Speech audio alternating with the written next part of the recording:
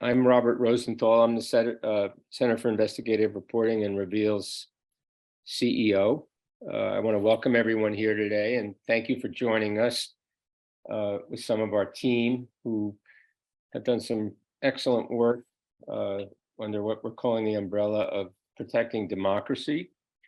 Today we're going to hear about one specific story and a little bit of background on some data and some information we made available to journalists all around the United States and communities related to legislation that made it more difficult or even a criminal act to vote. Legislation that was created following the 2020 election in legislatures all around the United States.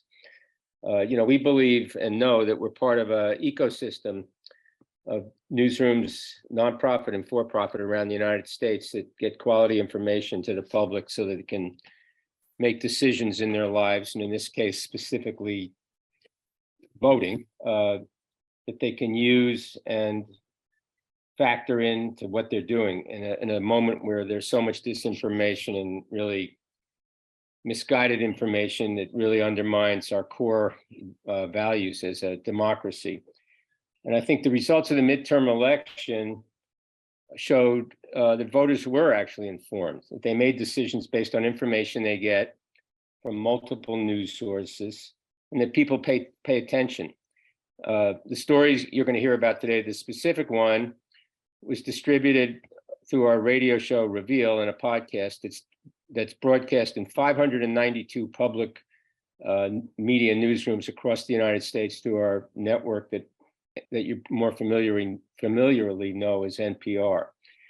This information you're going to hear about today was also shared with what we call the Reveal Reporting Network, which has over 1,200 members. So at our center, we believe that sharing our information and making it accessible to all journalists and the public is crucial. So it's not just our story, it's everyone's story.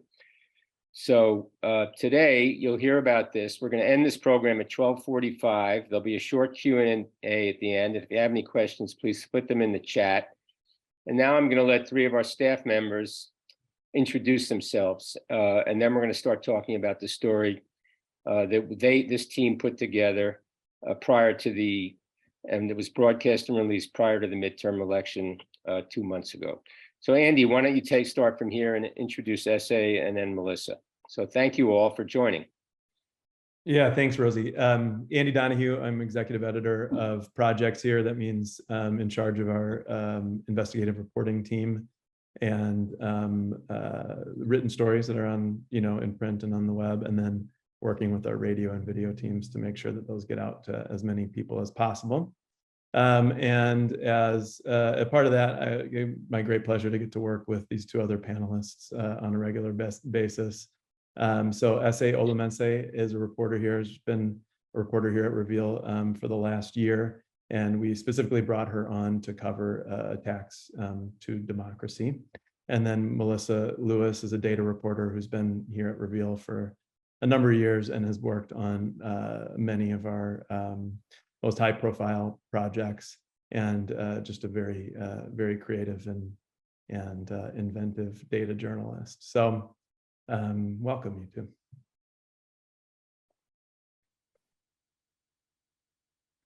Thank you, Andy. So today I want to start, Andy, can you talk a little bit about the background of how you really decided to respond to the 2020 election and the formation of this team, and how we focus a little bit on what we do, how we go through our decision-making process, and then give a little background on some of the other stories we've done this year, and then we're going to roll into Ese's story. You bet. Well, I think just big picture, I see this, and I think most of us do, definitely all of us on this team see this as one of the existential threats of our time, of our generation. And that may sound alarmist, but I think it is time to be alarmed. Like, this is fundamentally a threat that could change our way of lives, and also, have a huge impact on just a wide spectrum of all the things that I think, a lot of us care about, truth, equality, civil rights, functioning business environment, education, everything on down the line.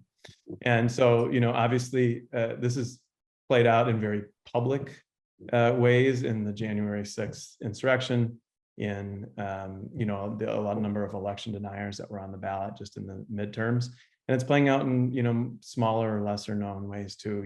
From threats, real threats of violence against election workers, sort of attempts to take over and undermine the election bureaucracy from small towns on up. And even yesterday, there were oral arguments on a really huge case in front of the Supreme Court, Moore versus Harper, that go to the heart of what was a really fringe legal theory up until just recently, the independent state legislature theory, which can get kind of complicated and wonky. So I'm not going to dig too deep into it right now, but fundamentally, this was argued in front of the Supreme Court yesterday.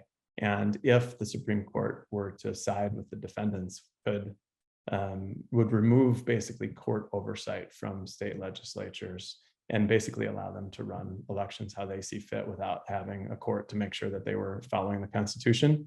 And particularly important because there were attempts in the 2020 election to get state legislatures to actually go against the will of the voters and nominate, different electors. So that is a case that's being decided by the Supreme Court right now, and there'll probably be decisions, by around June on that.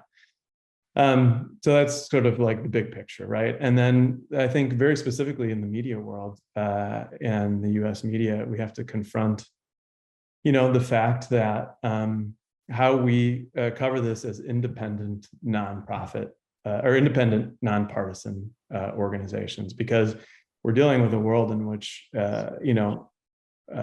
these threats are coming from one of the main two political parties, and we are not aligned with a political party. We would never want to become the organ of one of them or be aligned with them. But we are dealing with the fact that one of the main political parties has, in a lot of ways, turned its back on democratic ideals, democratic norms, and truth. And so it's a difficult thing for newsrooms to have to confront in a lot of different ways, because normally we're used to being, and sometimes a referee between the two parties. And the way we think about that is just that we're not pro any party, but that we're pro democracy. We are pro truth, and it is our job then to hold people accountable if they're threatening democracy, or hold them accountable if they're failing to protect it. That's sort of like how we orient ourselves. And very specifically, when we put together this team of editors and reporters to cover this, because of that, we have not chosen to hire people that were doing sort of political reporting of the past, but we wanted really dogged investigative reporters who would look at this with a pro-democracy lens and an accountability lens, and not really get caught up in the political party of it all.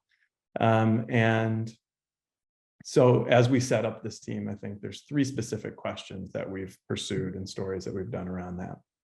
The first question was basically the idea that the 2020 election was in a lot of ways a trial run for attacks on the democracy. And throughout the 2020 election and aftermath, we learned a lot of different ways that the electoral system could be vulnerable. And in a lot of ways, there was one or a group of Republicans who stood up and stopped attempts to undermine the election. And so our theory was that would serve as a trial run that would allow this anti-democratic movement to try to place people in those positions for the next election. And so that's very much what we saw. And that became obviously one of the big narratives with election deniers running for office in the midterms. We did our story very specifically looked at Michigan and looked at all the ways that people who refused to bow to the pressure to not certify the election were being replaced and purged with people who were willing to sort of upend those kind of norms and willing to try to actually go against the will of the voters. And then all that went all the way up from like these little small, clerks in counties all the way up to the Secretary of State in Michigan. And we saw that happen in a lot of other states.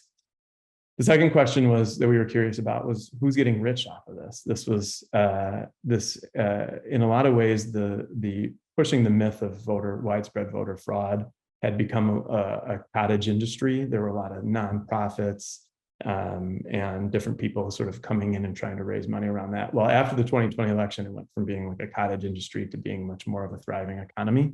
So we wanted to look at like how people were getting rich, and that's everything, like I said, from nonprofits, a lot of political candidates raising money off of it, down all the way to churches.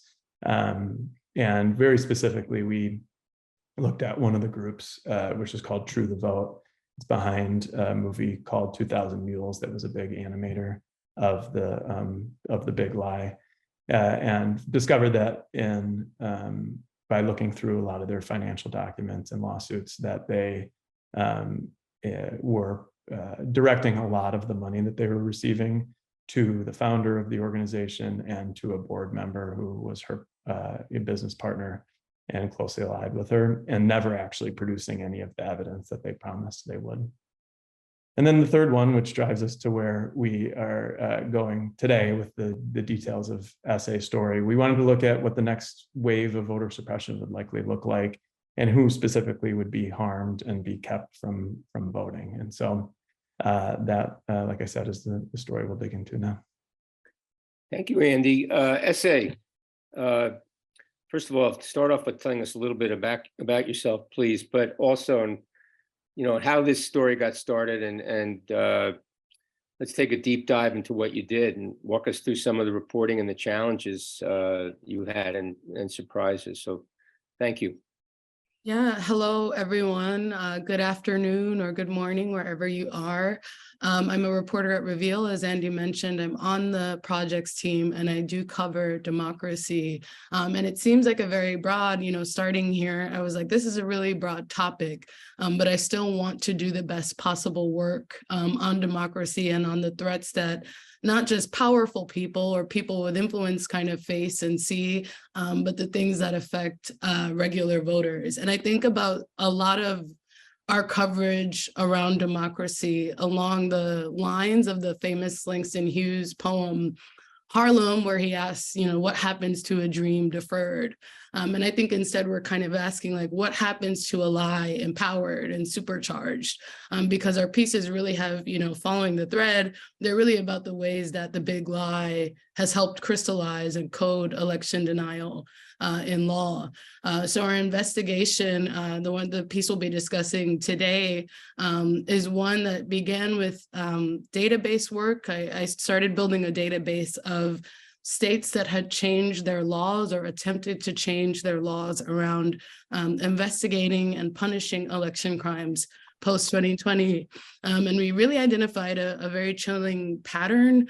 In almost every state post-2020, lawmakers introduced bills that would further bring the police and bring prosecutors into the voting space. Some of these bills are passing as well. These include things that would create new election police forces or change criminal law to more aggressively punish even fraud-free things like ballot collection and delivery. And we heard from experts repeatedly that this is one of the most intense voter suppression pushes that they've seen in generations. Again, we wanted to do the best possible work on this and document, not just in a speculative sense, like here are some bills that do these things, but really identify the universe, the landscape of these bills, everything, what can we say about them? Do they have organic origins? What is the connective tissue between all of these things? So the story does that really well, but it also, and this is kind of my favorite bit of it, it includes this really powerful narrative that illustrates that this is not a speculative harm. A lot of these bills that we're seeing will have effects on people based on what's already happening. And this was a challenge in the sense that we started off with the hard findings. We'd started on the database and we were identifying a pattern, but then we had to find an example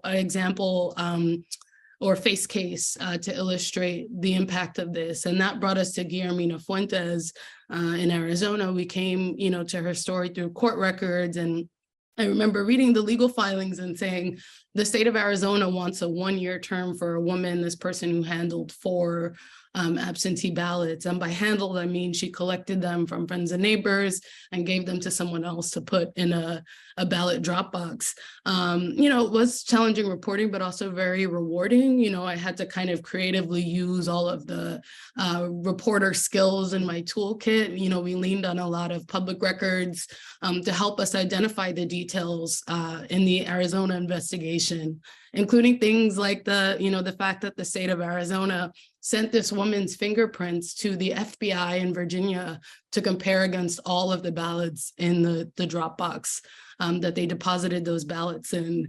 We've got a couple clips to play today that really illustrate the example of the work we did, FOIA-ing, records and finding sources. But the first clip is a montage of some body camera footage we got from the Yuma Sheriff's Office.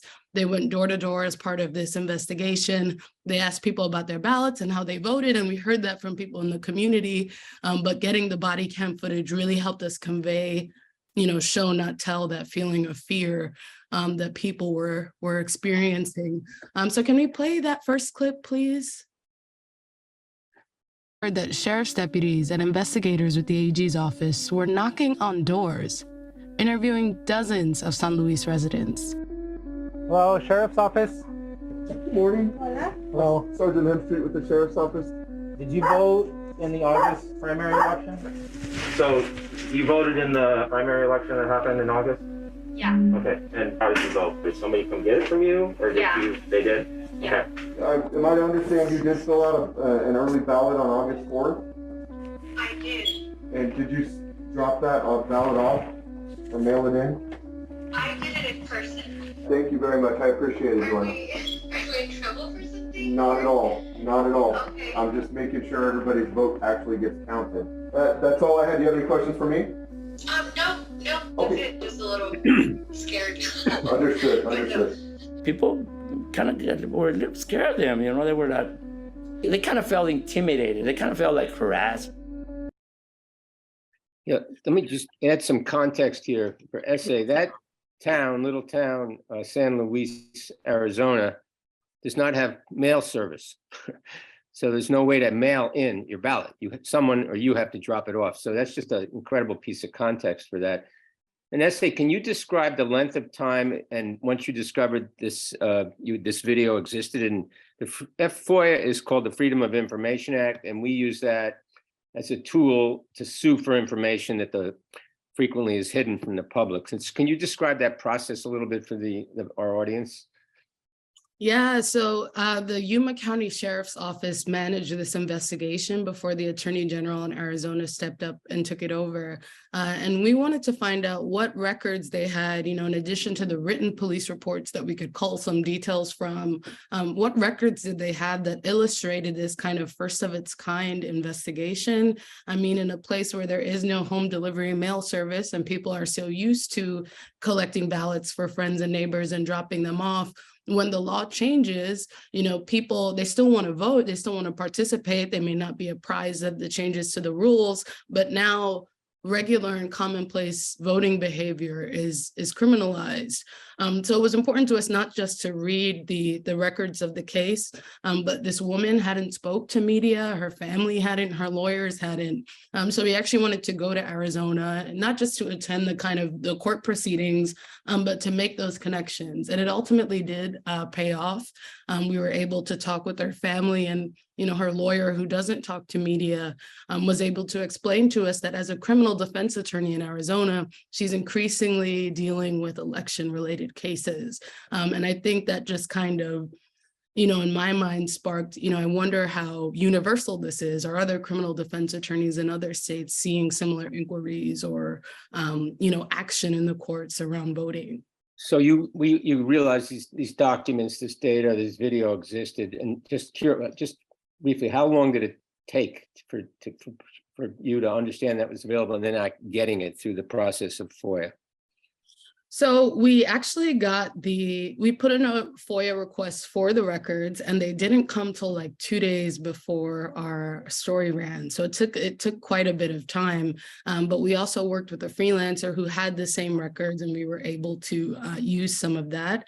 We didn't have to fight extensively, fortunately, for those records, and they sent them on a CD that we were easily able to use and upload as part of the audio story. But I don't know of another piece of journalism that, lots of stories use FOIA and records requests, but that used public records, body cam footage in this way. I could have said, people said they were afraid. People said there's some of the videos where folks are like, the police have so many better things to do. Why are you here doing this? But like having folks say that in their own words, you hear their smoke alarm and their dog and then the fear in their voices. I thought was a really powerful addition. Okay, great. We're sort of on a schedule here, but did you want to play another clip and then explain it? And we'll do that briefly. Yeah, so we went to Arizona, and one of the really difficult things, with all of these stories of reporting on threats to democracy, oftentimes the people who are perpetuating some of these harms will not speak to you for whatever reason. But we went to Arizona. I'd worked really hard to cultivate this relationship with this man, David Lara. He's a self-described kind of vigilante in the voter space. He actually, in the case that I just described, he arranged to have this woman recorded handling the ballots. And I didn't think he'd talk to us, but he actually sat down with us and we had a really, really compelling interview. That's clip number 2, if we could cue that up. But after more than 2 decades, the 2020 election was the first time David's complaints led to criminal charges. On that day, he told his friend and city council candidate Gary Snyder, another Republican, to document what he saw outside the polling place where Guillermina was. So I told Gary, you are going to witness fraud like you've never believed before, but I'm going to disappear. I'm going to pull away because these people know me well, and if I'm around, they're careful. You're the newbie, so they're going to drop their guard. And just take as many pictures and videos as you can. Gary didn't agree to be interviewed, but David says Gary sent him a bunch of videos, which he quickly shared with the local election official, who then sent them to Sheriff Leon Wilmot's office. And almost immediately, Arizona's Attorney General's office picked up the investigation. A few months later, after the door knocking, the interviews, and the fingerprinting, state prosecutors charged Guillermina with ballot abuse for turning in ballots that didn't belong to her. I mean, if it was up to me, voter fraud should be death penalty, because people should not mess where they vote. That is sacred to me. So yeah, I mean, again, we have someone kind of explaining in their own words what they imagine the penalties for voter fraud should be. And I think being there in person and getting that quote, that wasn't something I probably would have heard on the phone, really helped to add dimension to this bit of the story. I highly recommend that everyone catches the full 2 segments. I'm biased, of course, but I think they were really great. And again, I think we did the best possible work on this story. Other news outlets did try, to get at it and get close to it. But we got sources that folks really couldn't reach. And I think that was because of the length of time and the kind of reporter's toolkit. We basically used kind of every method available to gather information for this story. And just quick last question, from start to finish, when you've got this huge problem you had to deal with as a journalist, how long did this take from conception to birth? Almost 8 months. Okay. Yeah. So this is deep, deep, deep reporting. So Melissa, you're up. We're going to thank you, Ese. That was great. Melissa Lewis, can you, who did a lot of the data work here and put together an incredible product that is made accessible all 50 states and laws that made it more difficult to vote or criminalized voting and or created more severe penalties. Melissa, can you take it away and really talk about from the beginning, really the challenge you had and what you had to do to get this done? Yeah, well, thankfully I had, a solid place to start with essays, original reporting. And I used a tool called Legiscan, which provided a way to programmatically access structured data about legislation at both the state and federal level. So because my background is in science, that's how I wanted to proceed with the story. I mean, I was excited about it from the outset because this is among the topics in like current political discourse in the US that is rife with anecdote, spectacular examples. And that doesn't mean that those don't matter, but part of communicating the urgency of an issue to people is the likelihood with which, the sensational thing that they're learning about could happen to them too. So it was thanks to using this tool that we were able to apply the same methods to every legislative body and see, what the frequency of this activity was. And yeah, I guess the difficulty was that as structured as the tool that I used was, legislatures are inherently a bit idiosyncratic. Sometimes it feels like the US is actually composed of 50 plus countries. Yeah, so I think, yeah, just the greatest difficulty was discerning, whether a bill really did what it seemed to, not just based on keywords, which was the programmatic approach, but to see what the meaning was. And that was where, Ese and Farah and Mariam, other people working on the story were enormously helpful as well. So, and just so, because we can't really see right now what you did, can you describe, like, you're a journalist, you're someone, why is this so helpful if you go to this? Just put, pick any state. You have 50 states here. So if you're a journalist in Michigan, when you go there, what are you seeing? I wish I had Michigan in front of me. I don't mean, yeah.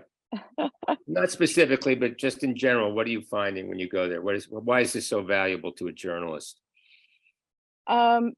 It's valuable to, both in terms of what voters are often interested in and in terms of, exercising accountability.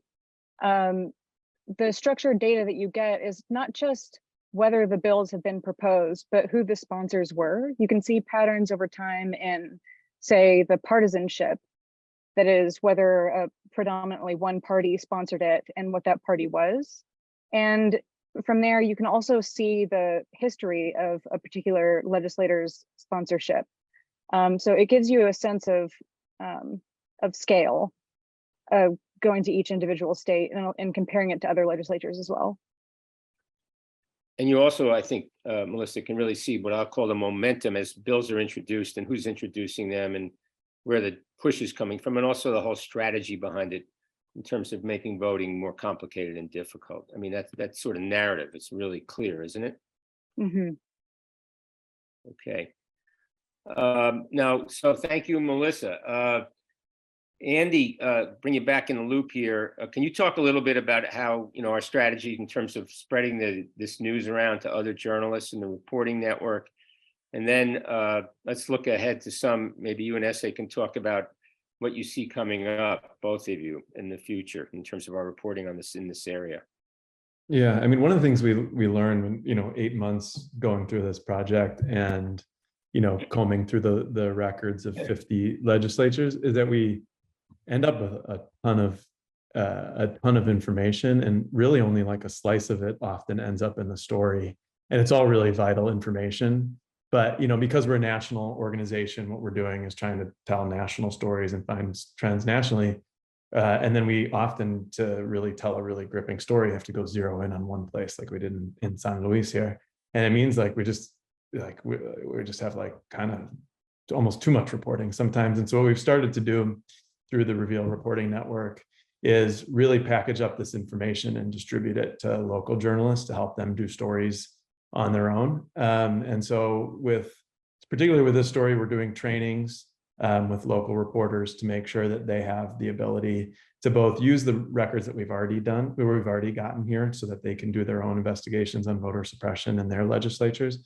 But then also Melissa's doing training to show people how to use the code that she wrote so they can use this technique to do other things. So if they want to see if they want to find out transportation bills or, you know, bills on any issue they want, that they could really plug that code in there. And so that's kind of part of how we see ourselves, is like not only just doing our stories, but really empowering other journalists to do stories and really trying to amplify the impact from the stories that we're doing. And it's also just available to the public too. So this is a publicly available interactive database. So yes, we're training journalists, but then anybody, whether they be an activist or just like a resident anywhere, can go and search and get a good sense of what's going on in their legislature. And one of the things we really want to do going forward is then keep this active, because there's a ton of work that goes into building this up, but then there's a lot of extra work after that to make it so that it can be updated and used going forward. And that's something we're actually trying to seek funding for right now, because we think going forward, this could be a real early warning system for us to detect when there are particularly like dangerous or draconian bills coming up, that we could jump on those before they actually get passed or get too far down the pipeline. Yeah. Ese, do you want to talk about what you're seeing and what you're thinking about going forward? Wouldn't be a Zoom meeting with me if I wasn't muted when I tried to speak at a point. But yeah, I think what we're examining now, we're working on a story about a state that is introducing a lot of election crimes related bills at this moment, you know, to answer or to touch on the question that's in the chat on midterm election results. Do those alleviate our concerns over the threats to democracy?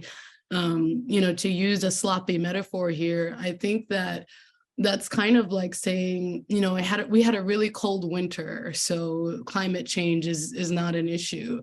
I think we're in a snapshot in time right now, and even though a lot of authoritarians and folks who really embrace these policies lost on midterm election day, the laws, a lot of these laws that passed haven't gone away. So these kind of remain, they kind of hang over the heads of voters until they're repealed, if they will be repealed, but they also make it easier for mistakes to happen.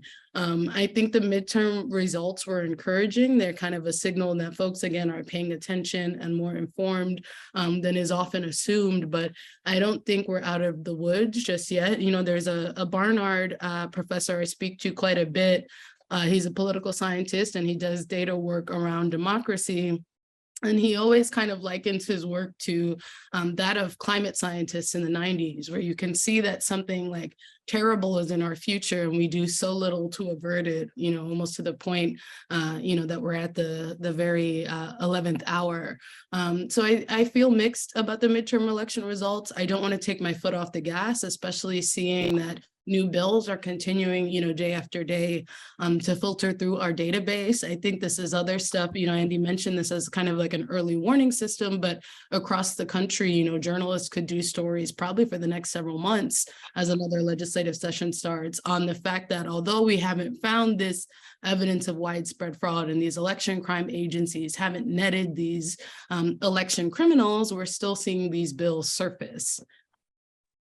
Yeah, and I'll just to build on that, you know, just as like like when the January 6th insurrection was put down, that didn't mean like that was the end of something. In a lot of ways, it was the start of something. So I think we continuing to track like the legislation is a really big priority for us. Like I said, there's, you know, this really important case before the Supreme Court, and there's going to be continued legal cases.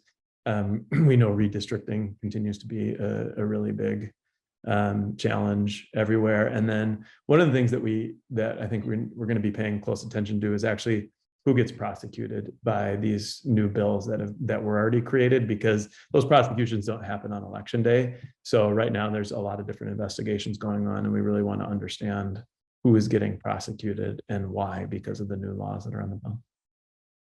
Okay, thanks. One little loop I wanted to close with you, Ese, on your story. You mentioned the challenge of what I call humanizing a story. In a case like this, it was about a lot of legislation, a lot of movement in legislatures, all 50 states. And you talked about how you found Ms. Fuentes.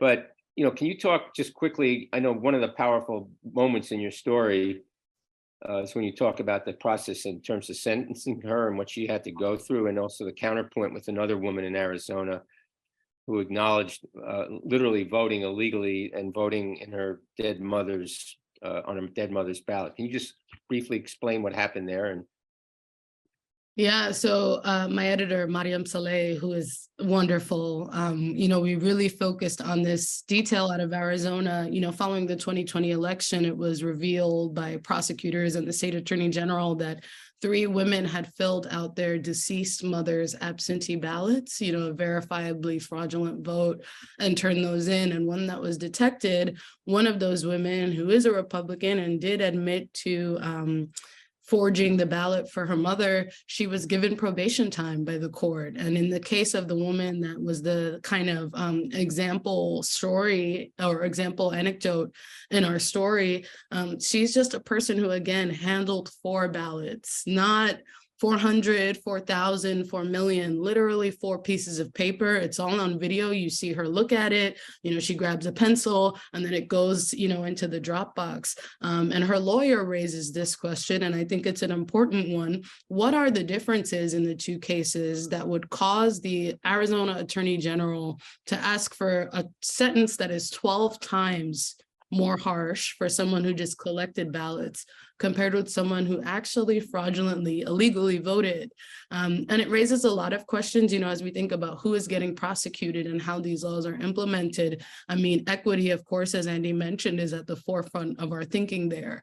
But I think it is important as these things arise to report that. It's part of the story where we are seeing, in Guillermina Fuentes' case, she's a Latina from Arizona, a Democrat, we are seeing disparate sentencing in this kind of war on election crime. okay, thank you. Andy, we're about to wrap up, but before I jump in and close, I don't know if you can be any more specific or talking about how the little bit about the process, or maybe you and Ese or Melissa, of looking ahead. There's a lot of concern about the future, but how you really go about maybe picking the stories you're going to do, or also the process where we get requests from other news organizations to work with us, to sort of, if you can briefly describe that process a little bit, looking ahead. Yeah, looking ahead, I mean, we're currently doing our a number of pitch sessions right now, where we're trying to figure out what our big stories will be for next year. I mean, there's, the big picture thing that we're always looking for is, we're not like a breaking news organization. We're not going to jump in and do like the story of the day where you may see like headlines somewhere else. So what we need, stories are just totally unique, stories that just aren't going to get done if we don't do them, and stories that really set us apart. But the other part of that is also doing stories on topics that people really care about and that are really vitally important. So that means there's also a lot of reporters probably maybe in that general area. And so there's like this balance of really attacking like the big issues of the day, but also finding really unique stuff. So that's what we're looking for. And I think that's what this story was so successful at. It was like, there's voter suppression is just the thing that gets covered a lot, and here was a completely unique new angle on it. But as far as like, I can't give away too much about the stories but we are looking at, continued prosecutions, these continued voter suppression. Still really interested in the, the who's getting the finances of these groups, like who's getting rich off of this. And then I think like, I also think in the same way that like 2020 was a blueprint that provided a lot of learnings for how you could attack democracy, I think we need to figure out what were the learnings from 2022 and how those might be used in 2024. We've also got, the Voting Rights Act is continually under attack and is going to be at the Supreme Court again. We've also had 10 years since there was a Supreme Court ruling in Shelby in which it was really gutted. So there's just, there's no shortage of that. And then to your point about partnerships, I mean, we are also always working with news organizations across the country where they'll come to us with ideas and need help, or we'll come to them and think they have an expertise. And that's a really core part of what we're doing too, and just partnering with other news organizations. Ese or Melissa, you want to add anything to that? Hopefully I didn't give away any of your guys' story ideas, sorry. More TK, more to come, as they say. But yes, I'm really interested in the continued attacks on the Voting Rights Act and ways that, within the states, legislatures are stepping up and changing things with respect to redistricting, or how they pass laws around elections that really make a lot of this reporting more difficult because, again, as Melissa mentioned, it's almost like you're looking at 50 separate countries. And I love that our work is creative and attempts to like standardize and make uniform and share resources with other journalists, even on complicated topics like this. Okay, well, I want to thank you. And we're about to wrap up and I'm going to close right now. Melissa, I'm sorry, did you want to add anything before I jump in? Sorry. You're good? Okay. Well, I want to thank you all for joining us today. And I think what you really witnessed today was sort of the expertise, the depth, and the commitment and passion of some of our staff. And I think one of the values of what we're doing and what we're able to do that most newsrooms can is really commit to what we call a beat, really a focus area. And you'll see that Ese started in this realm, as she said, really around 8 months ago, 10 months ago, and is now really becoming highly knowledgeable. And those skills and her ability to do this kind of reporting and know where to look is an invaluable asset for all of us and for all of you and for her. And as well as what Melissa has done and will continue to do. And certainly you can see that Andy is someone who supervises this work, has a tremendous amount of compassion and commitment to this, and knowledge, which is the most important thing, and a strong set of ethics and values about how we do this. So, I started in journalism a long time ago and really had the good fortune to work on something called the Pentagon Papers, where I learned a lot about the role of the press in democracy, which is clearer now than ever, and our ability to stand up to power and expose things that powerful interests, whether in politics or the corporate world or in individuals, don't want exposed. And that's sort of the root of what we do in terms of what we do it.